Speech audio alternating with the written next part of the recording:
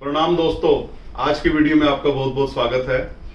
आज हम बात करेंगे कि मकर राशि के ऊपर जो राहु का ट्रांजिट हुआ है 18 मई 2025 क्या प्रभाव डालेगा, क्या नेगेटिव इफेक्ट देगा, क्या पॉजिटिव इफेक्ट देगा। राहु देव कुंभ राशि में गोचर करना स्टार्ट कर रहे हैं। पहले मीन राशि में थे, मीन से कुंभ में जा रहे हैं क्योंकि वक्री चलते हैं। केतु जो है वो कन्या से सिंह राशि के अंदर आ रहे हैं।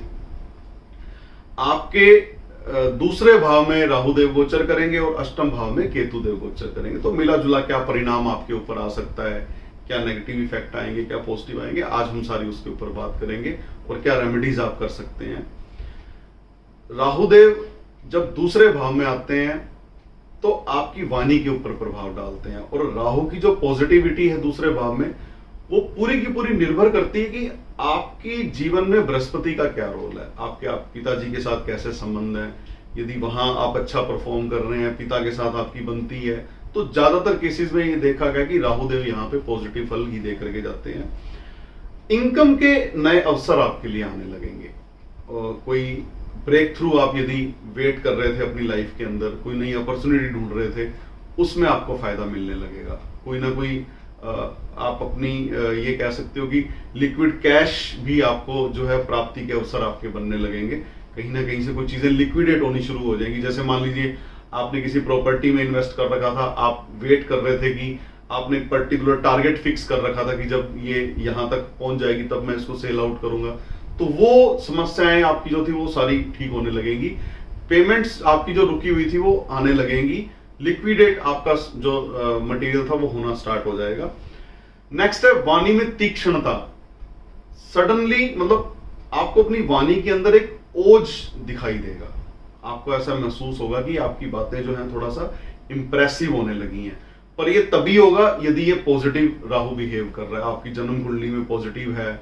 आज इससे पहले भी जो आपकी जब राहु की दशा आई है, आपने ये महसूस किया कि तब तक कुछ पॉजिटिव चीजें आपको मिली लाइफ के अंदर, तो आपकी वाणी से आपके काम बनने स्टार्ट हो जाएंगे।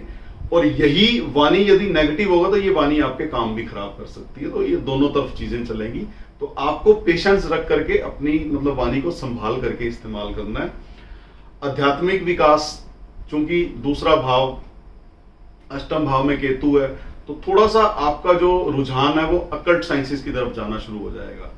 ऐसा आप महसूस करेंगे कि आपका मन करेगा कि मैं एस्ट्रोलॉजी के बारे में पढ़ लूं, मैं न्यूमरोलॉजी पढ़ लूं, या मैं वास्तु सीख लूं, या मैं कोई धार्मिक ग्रंथ पढ़ना स्टार्ट कर दूं। तो वो जरूर आप पढ़िए, वो आपको बहुत फायदा दे सकता है लाइफ के अंदर।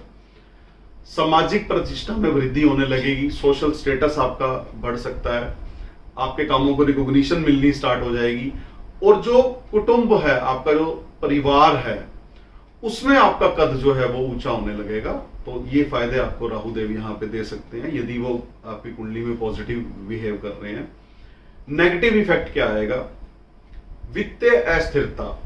जब नए नए स्रोत खुलेंगे, जब हमने पॉजिटिव राहु की बात की थी कि नई अपॉर्चुनिटीज मिलेंगी, तो जब आप एक चीज से दूसरी चीज पे शिफ्ट करते हैं तब कुछ समय के लिए चीजें रुक जाती हैं। मान लीजिए आप पुरानी नौकरी छोड़ करके आप नई नौकरी में जा रहे हैं, तो बीच का जो पीरियड आता है 1-1.5 महीने का, उसके अंदर थोड़ा सा कई बार फाइनेंशियल अनस्टेबिलिटी आदमी को फील होने लगती है, या आप व्यापार बदल रहे हो तो भी आपको ऐसा महसूस हो सकता है कि फाइनेंशियल अनस्टेबिलिटी का आप सामना कर रहे हो।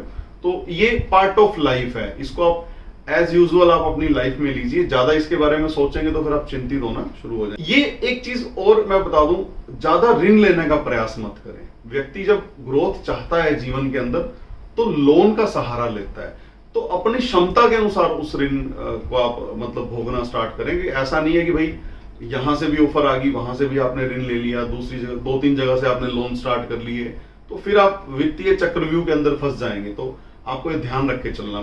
अगला है, यदि मैं हेल्थ के दृष्टिकोण से बात करूंगा तो आपको गले की समस्याएं, मुंह की समस्याएं, जैसे मुंह में छाले हो जाना, या कोई ना कोई इस तरह का विकार जो आपके ओरल कैविटी से जुड़ा हुआ है, डेंटल में भी कुछ इश्यूज आपके हो सकते हैं, तो इसका आपको ध्यान रखना पड़ेगा। यदि ऐसा कुछ नोटिस करें लाइफ के अंदर तो तुरंत एक अच्छी जगह से अपना इलाज करवाने का प्रयास करें, अन्यथा समस्या आपकी बढ़ सकती है।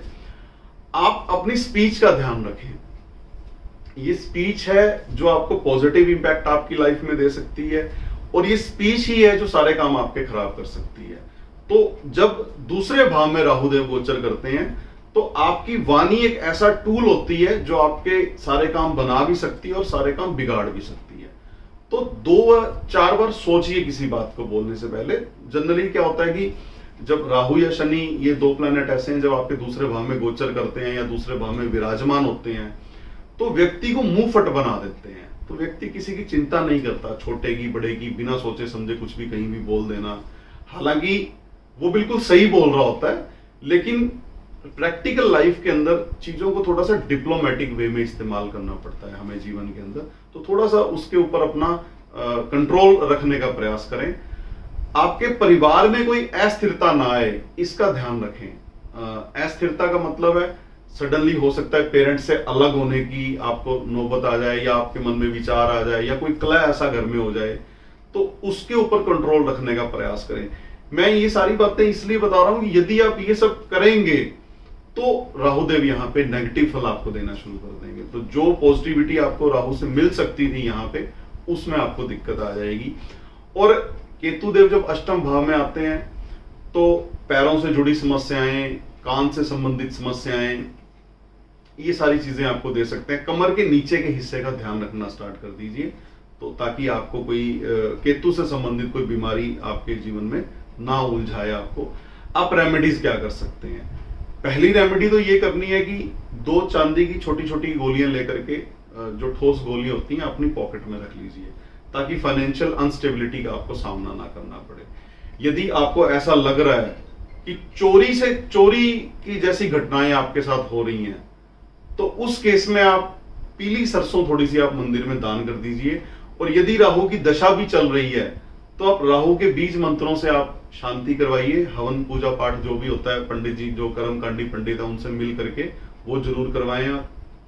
यदि आपको लग रहा है कि बीमारियां, कमर के नीचे के हिस्से की बीमारियां परेशान कर रही हैं, तो आप एक काला सफेद कंबल 8 दिन लगातार यदि आप मंदिर में डोनेट करते हैं तो आपको इसमें फायदा मिलने के पूरे चांसेस हैं। आप फॉल्स कमिटमेंट से बचने का प्रयास करें। कोई ऐसा किसी को कमिटमेंट मत करें कि जो आप पूरी नहीं कर सकते, अन्यथा आपको दिक्कत आएगी। बैक एंड पे कोई ना कोई प्रॉब्लम ऐसी खड़ी हो जाएगी जो लॉन्ग टर्म में आपको दिक्कत दे सकती है। तो दोस्तों, आज हमने बात की मकर राशि के बारे में कि राहु केतु का ट्रांजिट मकर राशि के ऊपर क्या प्रभाव डालेगा। यदि सब्सक्राइब नहीं किया तो प्लीज सब्सक्राइब जरूर करें। जल्दी मिलते हैं नए वीडियो में नए टॉपिक के साथ। तब तक इजाजत दीजिए।